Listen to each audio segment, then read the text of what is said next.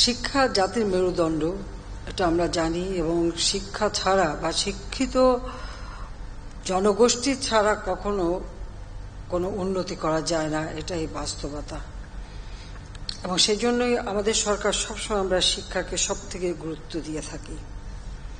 আর শিক্ষায় যে অর্থটা আমরা ব্যয় করি সেটাকে আমরা ঠিক ব্যয় বলি না, এটা জাতির পিতা বঙ্গবন্ধু শেখ মুজিবই বলে গেছেন যে শিক্ষায় যে অর্থ ব্যয় হয় সেটা হচ্ছে বিনিয়োগ। আমরা বিনিয়োগ করি। আজকে আমি আনন্দিত যে এসএসসি দাখিল, এসএসসিও দাখিল ভোকেশনাল, এই পরীক্ষার 2024 সালের ফলাফল প্রকাশ করা হলো। শিক্ষাক্ষেত্রে একটা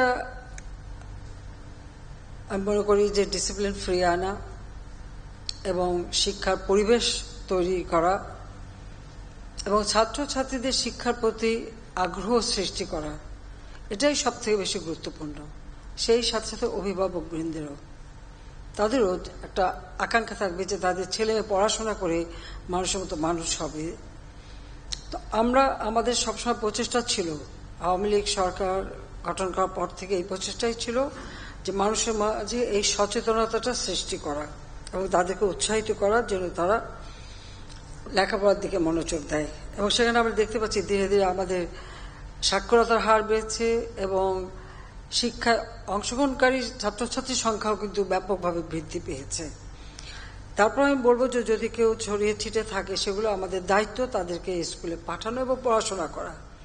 শুধুমাত্র যে সাদাসিধা MA BA পাস করবে তা নয়, সাথে সাথে কারিগরি শিক্ষা, বিজ্ঞান প্রযুক্তি, তথ্য প্রযুক্তি, অর্থাৎ সার্বিকভাবে একটা শিক্ষিত হবার যা যা দরকার সেইগুলি, বা বিশ্ব পরিমণ্ডলে প্রতিযোগিতার সাথে টিকে থাকার উপযোগী শিক্ষার ব্যবস্থায় আমরা প্রবর্তন করতে চাই। ছেলেরা পিছিয়ে আছে কেন এখন সেটা আমাদের দেখতেই হবে, বের করতেই হবে। এটাও আপনারা একটু দয়া করে একটু যার যার বোর্ডে আপনারা একটু খোঁজ নেন যে কি কারণে। এটা প্রত্যেকবার কিন্তু আমি বলছি, কিন্তু আমি জানি না আপনাকে আবার চলে যেয়ে ভুলে যেন না যে কি কারণে। কারণ আপনারা জানেন ইদানিং একটা দেখা যাচ্ছে কিশোর গ্যাং নামে, কেন ছেলেমেয়েরা এই পথে যাবে? এটা তো আমাদের জন্য গ্রহণযোগ্য না।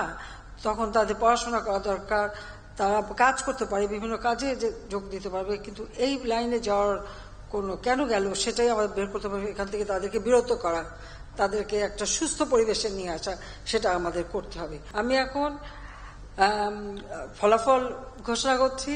আমি এসএসসি দাখিল, এসএসসি ভোকেশনাল ও দাখিল ভোকেশনাল পরীক্ষা 2024 এর ফলাফল ঘোষণা করছি।